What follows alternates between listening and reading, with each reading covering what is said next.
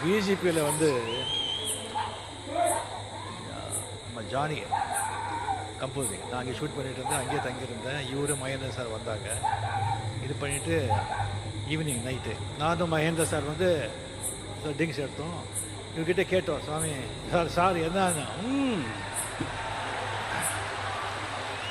Beer of bottle beer அடிச்சுட்டு இவர் போட்ட ஆட்டம் இருக்கு. ஐயோ ஐயோ ஐயோ ஐயோ 3 மணி நைட் வரைக்கும்.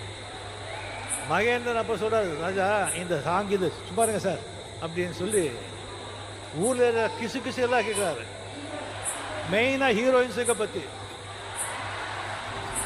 அண்ணா பெரிய லவ்